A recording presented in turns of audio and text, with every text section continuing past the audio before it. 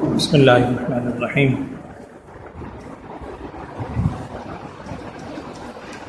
آج کی منزل میں 29ویں پارے کا آغاز ہوا، سورہ ملک، اور چند صورتیں آج آپ نے نصف پارے کے حوالے سے سنی۔ سورہ ملک، سورہ قلم، سورہ حاقہ، سورہ معارج اور سورہ نور۔ میں جو آپ سے مختصر بات عرض کر رہا ہوں، کل 28ویں پارے میں جو چند صورتیں ہم نے سنی تھی اس کی چند باتیں ابھی باقی ہیں، میں آج وہ عرض کر دیتا ہوں آپ سے۔ کل آپ نے پہلی سورہ مجادلہ سنی تھی 28ویں پارے کی۔ اس کا نام مجادلہ جو رکھا گیا جدال سے ہے، لفظی طور پر جھگڑا، اور بڑی خاص شان ہے ان خاتون کی۔ اللہ تعالیٰ کی طرف سے بہت بڑا مقام ہے ان خاتون کو حاصل ہوا۔ آپ نے واقعہ سنا ہوگا، میں مختصر سنا دیتا ہوں، پھر اس میں مسئلہ ہمارے لیے ایک بڑا بنیادی ہے جو ہم نے سمجھنا ہے۔ وہ یہ ہے کہ ایک خاتون تھی حضرت خولہ بنت ثعلبہ رضی اللہ تعالی عنہا، بوڑھی عورت تھی، خاوند ان سے زیادہ عمر کے تھے۔ مدنی صورت ہے، کل میں نے بتایا تھا کہ 28ویں پارے میں ساری صورتیں مدنی ہیں۔ ان کے شوہر نے اپنی بیوی کو یہ کہہ دیا، انتی علیہ کظہری امی، یعنی اس کا مطلب یہ ہے کہ تو مجھ پر میری ماں کی پیٹھ کی طرح ہے، یعنی جیسے میری ماں کی پیٹھ مجھ پر حرام ہے، یعنی ماں، ظاہری بات ہے ہم اس کو دو میں اگر سمجھاؤں، کچھ حرمتیں ایسی ہوتی ہیں جو ابدیہ ہیں جن سے کسی صورت میں نکاح جائز نہیں ہے، کچھ حرمتیں ہوتی ہیں وقتیہ جو ابدی حرمتیں ہیں، جیسے ماں ہے، بیٹی ہے، بہن ہے، یہ حرمتیں ابدیہ ہیں۔ حرمت ابدیہ سے کسی کے ساتھ بھی اگر بیوی کو تشبیہ دے دے، حرمت ابدیہ جن سے ہیں ماں، بیٹی، بہن، ان کے ساتھ اگر بیوی کو تشبیہ دے دے اور اس حصے سے جس کا دیکھنا حرام ہے، یہ ساری تفصیل لکھی اس لیے میں عرض کر رہا ہوں۔ اس کو اصطلاحی طور پر کہتے ہیں زہار، آج کل کی اصطلاح میں۔ نبی صلی اللہ علیہ وسلم کی بعثت سے پہلے بھی یہ تصور لوگوں میں تھا، اور اگر کوئی یہ جملہ بول دیتا تھا تو اس وقت یہ مشہور تھا کہ بیوی ہمیشہ کے لیے حرام ہو گئی، صرف یہ کہنے سے، ہمیشہ کے لیے۔ میں پھر کہہ رہا ہوں، صرف طلاق نہیں، طلاق میں تو بعض اوقات رجوع بھی ہو سکتا ہے، بعض اوقات دوبارہ نکاح ہو سکتا ہے، بعض اوقات اور صورتیں۔ حرمت ابدیہ کے اندر وہ بیوی چلی جاتی تھی یہ الفاظ کہنے سے، یہ اس وقت دستور تھا اور یہی لوگوں میں رائج تھا۔ یہ حضرت خولہ بنت ثعلبہ رضی اللہ عنہ بوڑھی عورت تھی، ان کے خامن نے کسی وجہ سے اپنی بیوی کو یہی جملہ کہہ دیا۔ یہ آئیں رسول صلی اللہ علیہ وسلم کے پاس اور بڑی فریاد کی کہ یا رسول اللہ صلی اللہ علیہ وسلم میرے ساتھ یہ ہو گیا، یہ جملہ کہہ دیا۔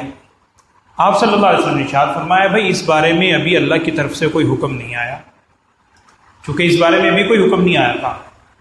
اگر جب تک حکم نہیں آیا تو اصولی طور پر وہی بات ہونی تھی جو چلی آ رہی۔ اب یہ بار بار پوچھتی رہی کہ جی میں نے اپنی جوانی اپنے شوہر کے ساتھ گزار دی، بوڑھی ہو گئی، اب بڑھاپے میں میں علیحدہ ہو جاؤں ہمیشہ کے لیے، میں کہاں رہوں گی؟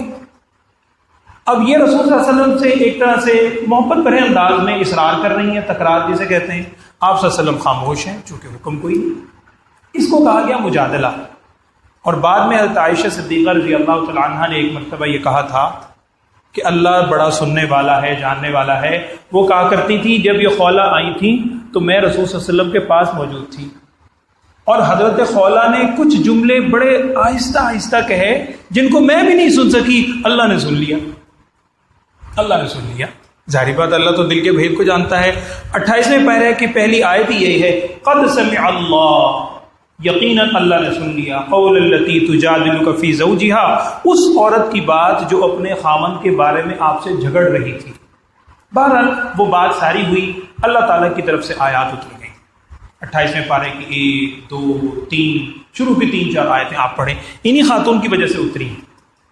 مختصر میں بتا دیتا ہوں، آیت یہ اتری، قرآن نے کہا کہ الذین یظاہرون منکم من نسائہم ما ہن امہاتہم ان امہاتہم الا اللائے ولدنہم، اگر کسی نے بیوی کو ماں کہہ دیا ہے تو کہنے سے ماں تھوڑی بن گئی، ماں تو وہی ہے جس نے اس کو جنا، ولد نہ ہو، جس نے اس کو جنا ہے وہی ماں ہو سکتی ہے، کہنے سے تو ماں نہیں بنے گی۔ لیکن چونکہ جملہ بہت سخت کہا ہے، انہم لیقولون منکرا من القول وزورا، جھوٹا جملہ کہا ہے، غلط جملہ کہا ہے، لہذا توبہ کرو۔ ایک تو یہ ہو گیا۔ دوسرا، اگر کسی نے اب بھی، یہ مسئلہ ہے، قرآن کی آیت ہے، اب بھی اگر کوئی اپنی بیوی کو یہ جملہ کہہ دے، اپنی ماں سے تشبیہ دے دے، بیوی سے، بیٹی سے، بہن، میں کہہ رہا ہوں جو ہمیشہ کے لیے حرام ہے، ان کے کسی عضو سے، حرام عضو سے تشبیہ دے دے، تو بیوی اس کے لیے حلال کب ہوگی؟ طلاق تو واقع نہیں ہوگی، لیکن بیوی حلال کب ہوگی؟ جب وہ اس جملے کا کفارہ ادا کرے گا۔ وہ کفارہ کیا ہے؟ وہ قرآن نے بیان کیا، 3 آپشن اگلی آیت میں ہے، الذین یظاہرون من نسائہم ثم یعودون لما قالوا فتحریر رقبۃ من قبل ان یتماسا۔ پہلی صورت کیا ہے کہ ایک غلام آزاد کرے، اس کو چھونے سے پہلے، مس کرنے سے پہلے، بیوی کے قریب نہیں جا سکتا، غلام آزاد کرنا پڑے گا۔ لیکن غلام کی آزادی آج کل تو غیر وہ صورت ہے ہی نہیں، قرآن نے اسی وقت اسی لیے آپشن دے دی کہ فمن لم یجد، اگر غلام نہیں پاتا تو ایسی صورت میں کیا ہے؟ فصیام شہرین متتابعین، 2 مہینوں کے مسلسل روزے رکھے، من قبل ان یتماسا، چھونے سے پہلے 2 مہینے کے مسلسل کنٹینیوس روزے رکھنے پڑیں گے، 60 روزے، اگر غلام آزاد نہیں کر سکتا۔ تیسری آپشن دے دی قرآن نے، فمن لم یجد فاطعام 60 مسکینا، اگر روزے رکھنے کی سکت بھی نہیں ہے تو ایسی صورت کے اندر 60 مسکینوں کو کھانا کھلائے۔ چنانچہ حدیث کے اندر آتا ہے کہ ان کے شوہر کو بلایا گیا، حضرت اوس نام تھا، انہیں بلایا آپ صلی اللہ علیہ وسلم، حضرت خالہ کے شوہر کو بلایا، بوڑھے عورت شخص تھے، ان کو بلایا، ان سے پوچھا کہ بھی اللہ کی طرف سے تم نے یہ جملہ کہا ہے؟ انہوں نے کہا ہے۔ نبی صلی اللہ علیہ وسلم نے ارشاد فرمایا، اللہ کی طرف سے حکم آیا، غلام کہنے لگے میں غلام آزاد نہیں کر سکتا۔ آپ سے فرمایا دوسری آپشن ہے روزے رکھو، کہنے لگے میری رکھنا ممکن ہی نہیں، روزے بوڑھا ہو گیا، میں تو جو فرض روزے رکھنا مشکل ہے۔ نبی صلی اللہ علیہ وسلم نے ارشاد فرمایا کہ پھر تیسری صورت یہ ہے کہ 60 مسکینہ، 60 مسکینوں کو کھانا کھلاؤ، کہنے لگے میں تو خود بہت مسکین ہوں، میں کہاں سے لاؤں کھلانے کے لیے؟ اس میں آتا ہے کہ رسول صلی اللہ علیہ وسلم نے کچھ رقم اپنی طرف سے دی، یعنی اور صحابہ اکرام نے باقاعدہ جمع کی، رقم جمع کر کے اتنی رقم ہوئی، اور انہوں نے 60 مسکینوں کا جو بنتا ہے مسکینوں کو کھانا کھلایا۔ اس طرح یہ خاتون دوبارہ ان کے لیے حلال ہوئیں۔ لیکن ان خاتون کی سیدہ ہی ہیں، ہمارے تو سردار کی مانند ہیں یقیناً، جن کے لیے اللہ کی طرف سے قرآن اترا۔ حضرت عمر فاروق رضی اللہ تعالیٰ عنہ کا ایک واقعہ ہے، اپنے دور خلافت میں جا رہے تھے، خلیفہ ہیں، پورا لاؤ لشکر ساتھ ہے، تو سامنے سے ایک بوڑھی عورت آ رہی، ویسے ہی رستے میں جا کر روک لیا حضرت عمر کو، ادھر آؤ عمر، روک لیا حضرت عمر، ہاتھ بڑے ادب سے کھڑے ہو گئے۔ اب انہوں نے سوال پوچھنے شروع کر دیے، بڑے لمبے سوال، 1 سوال 2، ویسے ہی باتیں ادھر کی ادھر کی۔ حضرت عمر فاروق خاموش کھڑے، باقی کچھ لوگ الجھ رہے ہیں کہ یہ بوڑھی عورت ہے، ویسے ہی سوال پوچھ رہی، بعد میں پوچھ لے آ کے۔ حضرت عمر نے سارا لشکر روکا۔ بڑی دیر کے بعد جب وہ عورت خاتون چلی گئی، کسی نے ہمت کر کے کہا کہ حضرت آپ نے ایک بوڑھی عورت کی وجہ سے پورے لشکر کو روک دیا، معذرت کر دیتے۔ حضرت عمر فاروق نے کہا جانتے بھی ہو کون ہے یہ؟ حضرت عمر فاروق کے کہنے کا ارشاد کا مفہوم یہ ہے کہ جس کی خاطر، جس کی فریاد اللہ نے آسمانوں پہ سنی ہے، میں بھلا اس کی بات کیسے نہ سنوں؟ یہ خولہ بنت ثعلبہ تھی، اور حضرت عمر فاروق رضی اللہ عنہ کے الفاظ لکھے کتابوں میں کہ اگر یہ ساری رات کھڑا رکھتی نا مجھے تو یہ عمر ساری رات کھڑا رہتا۔ اس کا مقام تو دیکھو، اللہ جس کی فریاد سن رہا ہے، میری کیا مجال کہ اس کی بات کے آگے کروں؟ تو یہ بہت بڑا مقام حضرت خولہ بنت ثعلبہ رضی اللہ تعالی عنہا کا، یہ سورہ 28ویں پارے کی پہلی سورت کے آغاز میں۔ اسی 28ویں پارے، اسی سورت میں آگے ایک آیت آتی ہے، میں جلدی جلدی باتیں عرض کر دیتا ہوں۔ اس آیت کے حوالے سے لکھا ہے، حضرت علی رضی اللہ تعالیٰ عنہ فرماتے تھے، اور بالکل درست ہے، وہ فرماتے تھے کہ قرآن کی ایک آیت ایسی ہے جس پر زندگی میں نہ کسی اور نے عمل نہیں کیا، نہ پہلے عمل کیا نہ بعد میں عمل کرے گا، صرف میں اکیلا عمل کرنے والا ہوں، اور صحیح 100% صحیح بات۔ حضرت علی رضی اللہ تعالیٰ عنہ، سیدنا علی ابن ابی طالب رضی اللہ عنہ، ہمارے سردار، وہ فرماتے تھے کہ قرآن کی ایک آیت ایسی ہے جس پر کسی نے عمل نہیں کیا اور نہ آئندہ کرے گا سوائے میرے، مجھے اللہ نے موقع دیا۔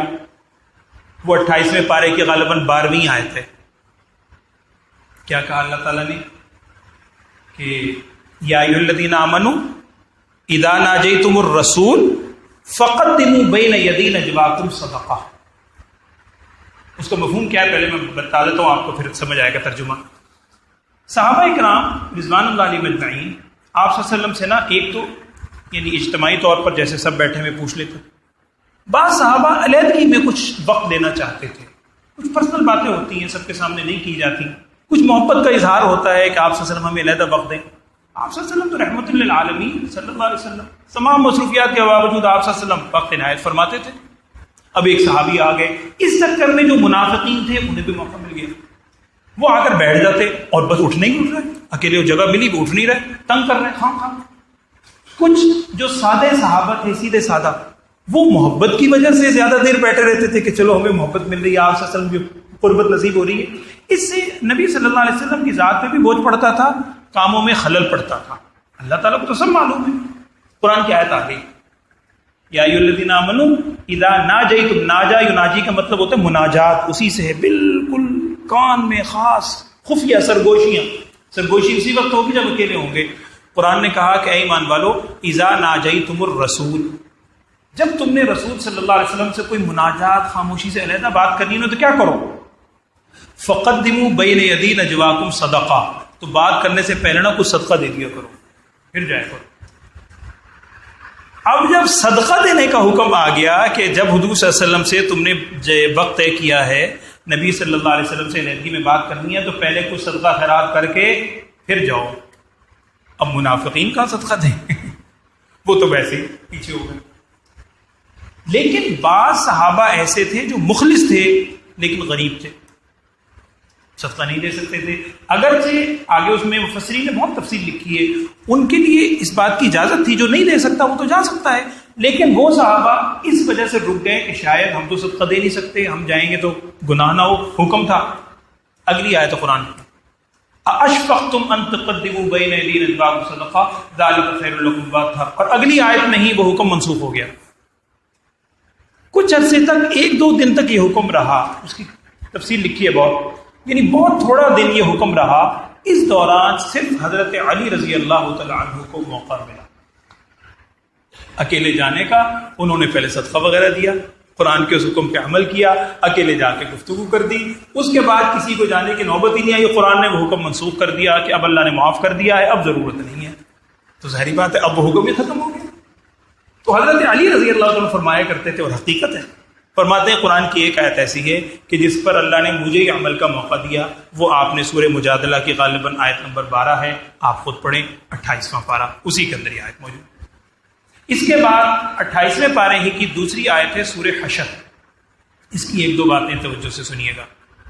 ایک تو اس سورہ حشر کی آخری آیات، وہ اکثر یاد ہوتی ہیں آپ کو، هو اللہ الذی لا الہ الا هو عالم الغیب والشہادۃ هو الرحمن الرحیم، یہاں سے لے کر وهو العزیز، 3 آیتیں. حدیث کے اندر یہ الفاظ آتے ہیں جس کا مفہوم یہ ہے، اللہ ہمیں عمل کی بھی توفیق دے، آمین. آپ صلی اللہ علیہ وسلم نے ارشاد فرمایا کہ جو شخص صبح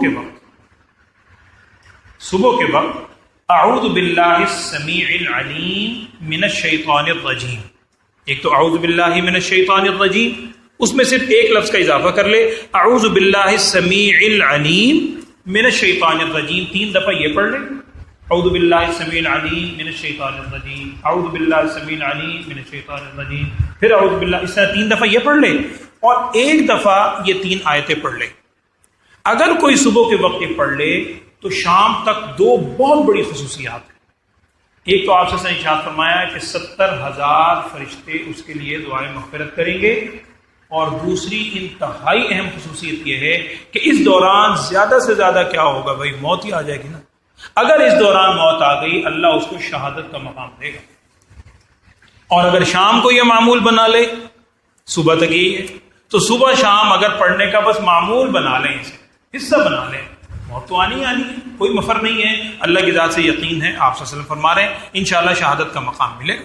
لیکن شہید کی 3 قسمیں ہوتی ہیں، وہ میں کسی وقت درج کروں گا. ایک شہید فی الدنیا، ایک شہید فی الآخرت، ایک شہید فی الدنیا والآخرت. یہ جو اس قسم کے احادیث میں آتے ہیں نا کہ آپ سے فرمایا کہ جیسے پیٹ کی بیماری سے کوئی مر جائے، حادثاتی طور پر کسی کا انتقال ہو جائے، عورت کی بچے کی ولادت کے موقع پر انتقال ہو جائے گی ساری، وہ شہید، اس کو شہید کا مقام ملے گا، لیکن یہ شہید فی الآخرت کہلاتا ہے کہ آخرت کے اعتبار سے انشاءاللہ اللہ اس کو شہید کا مقام دے گا۔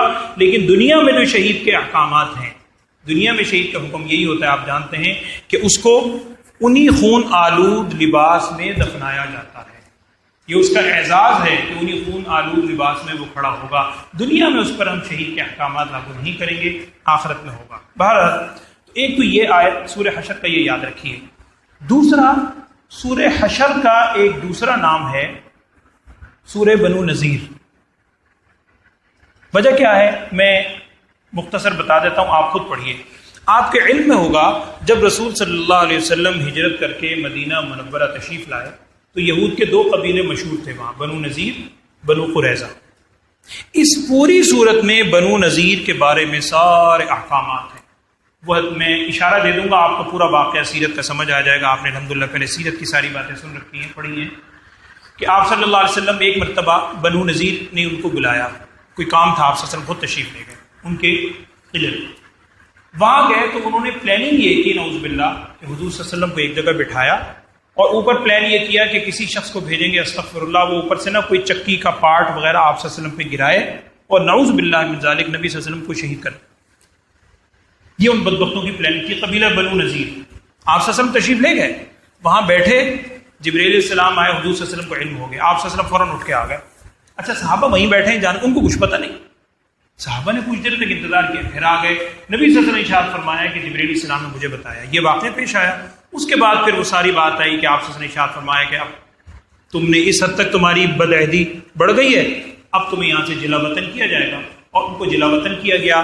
اس صورت میں سارے ان کے جلا وطن کرنے کا ذکر ہے، اور ایک لفظ اس صورت کے اندر آیا ہے، وہ بھی آپ کو معلوم ہونا چاہیے۔ یہاں آیا وما افاء اللہ علی رسولہ، اس کو کہتے ہیں مال فے۔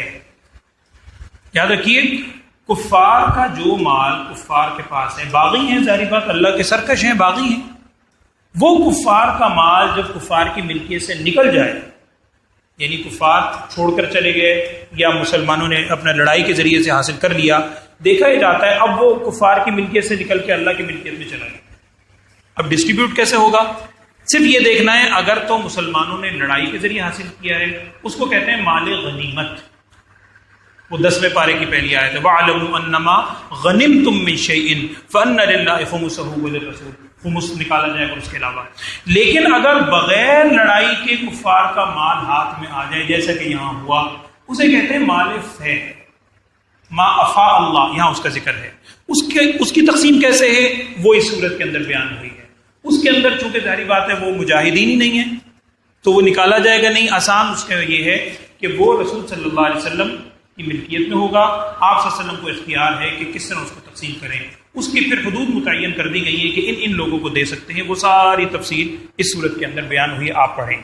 ایک اسی صورت میں اور لفظ ہے، وہ بھی ضرور یاد رکھیں، اسی سورہ حشر، وہ یہ ہے، قرآن کے اندر اسی سورہ حشر میں آیت آئی ہے، ما آتاکم الرسول فخذوہ وما نہاکم عنہ فانتہوا۔ یہ آیت حجیت حدیث کی بہت بڑی دلیل ہے۔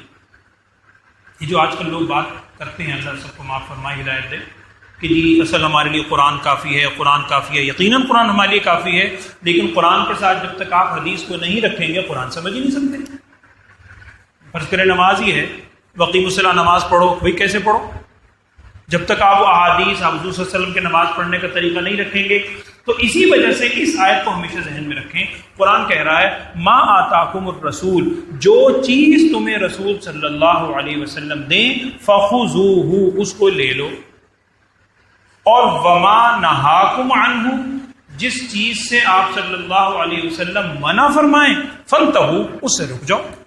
اب اس ایک حدیث میں سارے حدیثیں آپ صلی اللہ علیہ وسلم کے، اس ایک آیت میں سارے ارشادات حضور صلی اللہ علیہ وسلم کے آ گئے، بہت تفصیل ہے اس حوالے سے، لیکن یہ آیت سورہ حشر میں ہے، میں نے مختصر بتا دی۔ یہ اس کے بعد کل کی منزل میں آپ نے اس کے بعد سورہ ممتحنہ سنی ہے۔ سورہ ممتحنہ میں بھی تفصیل ہے، اس سے موقع نہیں عرض کرنے کا، آپ خود دیکھ لیجئے گا۔ وہ حاطب ابی بلتعہ کا جو واقعہ ہے، اگر آپ کو یاد ہو، انہوں نے خط دیا تھا ایک خاتون کو، ان کے بالوں سے نکلا تھا، بدری صحابی تھے، پھر معاف کر دیا تھا، وہ سارے اس واقعے کا اس کے اندر ذکر ہے، آپ پڑھیے گا۔ سورہ صف کے اندر ایک بات میں نے عرض کرنی اس کے بعد ہے، وہ ایک غلط فہمی ہمیں ہو جاتی ہے۔ سورہ صف کی دوسری یا تیسری آیت ہے جہاں اللہ تعالیٰ نے فرمایا یا ایھا الذین آمنوا لم تقولون ما لا تفعلون، جس کا معنی یہ ہے کہ تم کیوں کہتے ہو وہ باتیں جو کرتے نہیں ہو۔ یہاں سمجھیے گا اچھی طرح، مفسرین نے اس کی وضاحت کی ہے، چونکہ یہ جس تناظر میں آیت نازل ہوئی ہے، پس منظر اس کا شان نزول اگر آپ سامنے رکھیں تو پھر چیز سمجھ میں آتی ہے۔ الفاظ کا مطلب تو یہ ہے اے ایمان والو لما تقولون، تم کیوں کہتے ہو ما وہ چیزیں لا تفعلون جو تم کرتے نہیں ہو، جو تم نے کرنی نہیں ہوتی۔ دیکھیں ایک ہوتا ہے دعویٰ، ایک ہے دعوت دینا، اس میں فرق ہے۔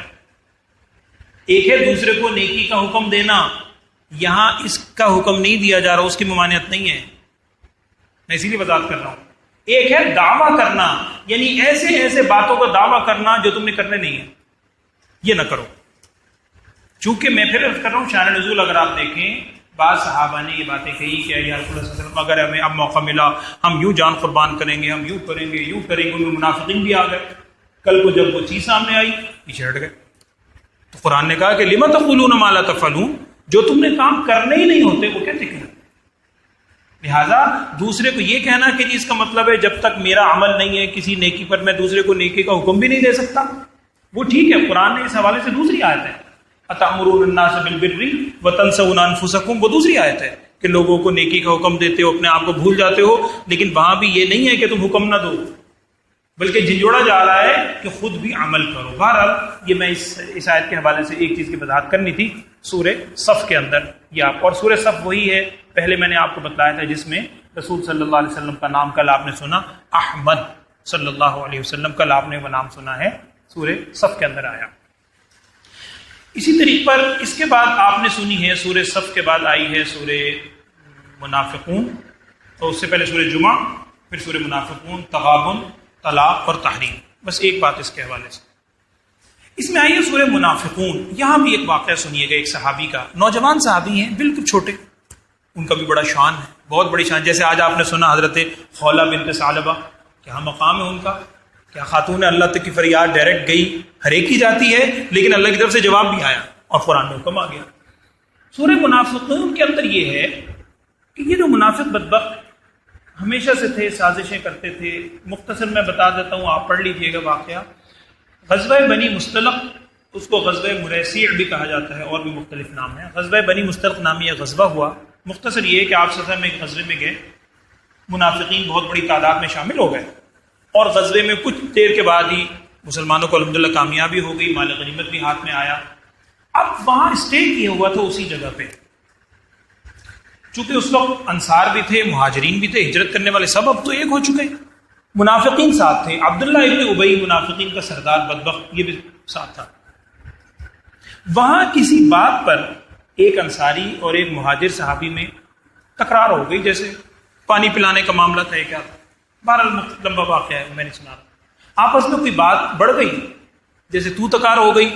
ادھر سے یہ تو بدبخت تھے منافق انتظار میں، انہوں نے آ کر اور جناب ہلہ شری دینی شروع کر دی، کن کو، انصار کو، کہ یہ دیکھو یہ مہاجرین کل تک تو کچھ نہیں تھے، ہم نے انہیں ٹھکانہ دیا، یہ دیا، آج تمہارے خلاف بولنے لگے ہیں۔ بڑھ گئی بات، نبی صلی اللہ علیہ وسلم کسی نے اطلاع دی، آپ صلی اللہ علیہ وسلم فوراً تشریف لائے، اور نبی صلی اللہ علیہ وسلم نے ارشاد فرمایا جس کا مفہوم یہ تم جاہلیت والے نعرے دوبارہ شروع کر دیے، یہ جاہلیت کی باتیں ختم کرو، اللہ نے تمہیں ایمان کی دولت دی ہے، اب پھر وہی باتیں جھگڑا کہ وہ مہاجر اور وہ جناب انصار، وہ مددگار اور وہ یہ، تم نے احسان کیا کوئی، ان باتوں کو ختم کرو، یہ شیطان تمہیں بہکار ہے، سب آپ سے سمجھایا۔ خیر صحابہ تو فوراً سمجھ گئے، توبہ کی ہو واقعی ہے تو شیطان نے ہمیں کہاں لے کے چل پڑا، یہ بات ہو گئی، بات ختم ہو گئی۔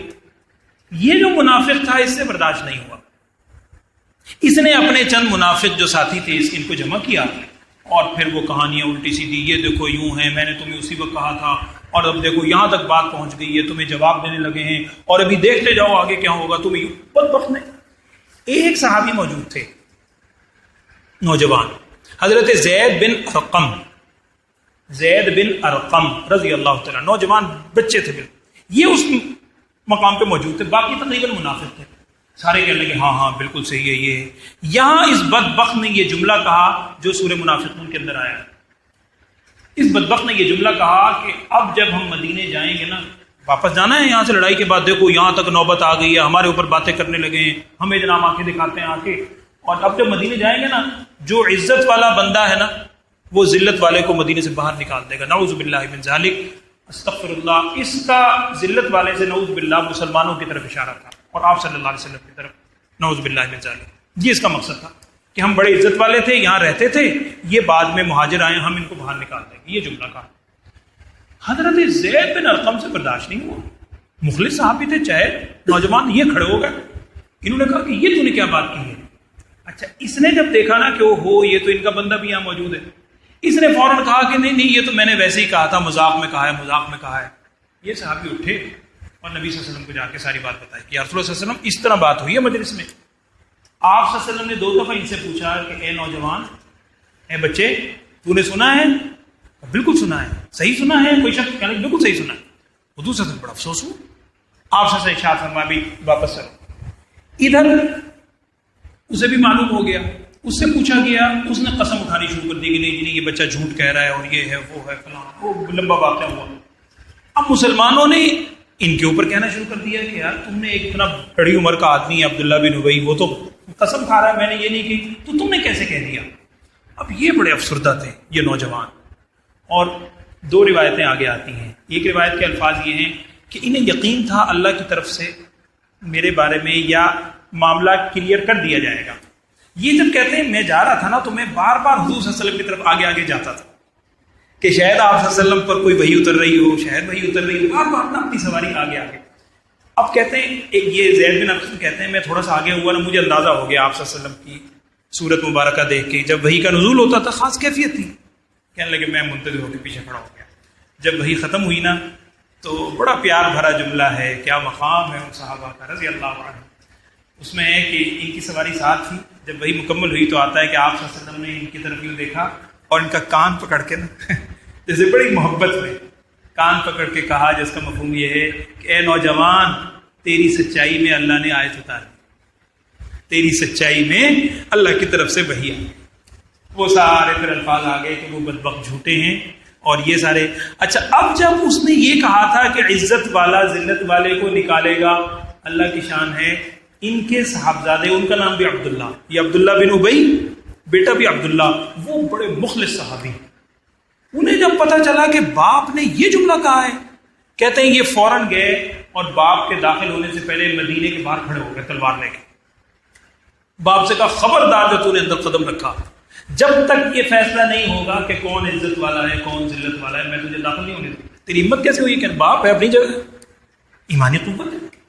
اور دوسرا انہوں نے جملہ یہ کہا کہ جب تک رسول صلی اللہ علیہ وسلم تجھے اجازت نہیں دیں گے میں جانے نہیں دوں گا. خیر آپ صلی اللہ علیہ وسلم بھی تشریف لائے، معلوم ہوا اس نے دیکھ کر جھوٹی بات کی اور یہ الفاظ لکھے ہیں بعض کتابوں میں. اس نے کہا کہ نہیں میں تو یہاں کے بچوں سے عورتوں سے بھی ذلیل ہوں. یہ الفاظ کہے اس نے، عبداللہ بن ابی منافقین کا جو سردار ہے، میں تو بچوں سے بھی ذلیل ہوں. نبی صلی اللہ علیہ وسلم کو اگرچہ ساری بات معلوم ہو گئی تھی، آپ اس کا ارشاد فرمائے نہیں چھوڑ دو، جانے دو. پھر یہ اندر آیا اور قرآن میں اسی کا ذکر ہے، وَلِلَّهِ الْعِزَّةُ وَلِرَسُولِهِ وَلِلْمُؤْمِنِينَ، کہ وہ جو کہتے ہیں کہ لَيُخْرِجَنَّ الْأَعَزُّ مِنْهَا الْأَذَلَّ، کہ عزت والا ذلت والے کو نکالے گا. قرآن کی آیت ہے، آپ خود پڑھیں سورہ منافقون کے اندر 28واں پارہ. وَلِلَّهِ الْعِزَّةُ وَلِرَسُولِهِ وَلِلْمُؤْمِنِينَ، ساری کے ساری عزت اللہ کے لیے، ان کے رسول صلی اللہ علیہ وسلم کے لیے اور ایمان والوں کے لیے. وَلَٰكِنَّ الْمُنَافِقِينَ، لیکن یہ منافقین جانتے نہیں ہیں اسے، نہیں کیا پتا. تو یہاں اس کا ذکر ہے اس چیز کا. اسی طریقے پر ایک بات اور ہے، وہ میں انشاءاللہ کل عرض کروں گا، کیونکہ آج ویسے بھی آدھا پارہ ہے. آج کی منزل کی 1-2 بات ہیں، ایک جو آخر میں بات رہ گئی ہے سورہ تحریم کے حوالے سے، وہ انشاءاللہ کل میں عرض کروں گا. اللہ تعالی ہم سب کو عمل کی توفیق عطا فرمائے. الحمدللہ رب العالمین. اللهم صل على سيدنا ومولانا محمد وعلى آل سيدنا ومولانا محمد وبارك وسلم ثم صل عليه. یا اللہ ہم سب کے تمام گناہوں کو معاف فرما. یا اللہ روز ہم توبہ کرتے ہیں، ہمیں توبۃ النصوح کرنے کی توفیق عطا فرما. جتنے لوگ بیمار ہیں تو جانتا ہے، تمام بیماروں کو صحت والی زندگی عطا فرما. ہمارے جتنے نمازی یہاں محبت سے آتے ہیں، خصوصاً ہمارے بزرگ نمازی جو ہیں، یا اللہ ان کی صحت میں، ان کی عمر میں برکت عطا فرما. ان کو اسی طرح اس مسجد میں آنے کی، مسجدوں میں آباد رکھنے کی، ہمارے اوپر دست شفقت رکھنے کی توفیق عطا فرما. جتنے لوگ بھی یا اللہ اس جہاں سے رخصت ہو گئے تو جانتا ہے، تمام لوگوں کی مغفرت فرما. ہم سب کو ایمان و اسلام والی زندگی عطا فرما، ہم سب کو یا اللہ حضور اقدس صلی اللہ علیہ وسلم کی کامل اتباع نصیب فرما، تمام صحابہ کرام سے سچی محبت اور عقیدت ہمیں عطا فرما۔ وصلی اللہ تعالی علی خیر خلقہ سیدنا و مولانا محمد وعلی آلہ وصحبہ اجمعین برحمتہ۔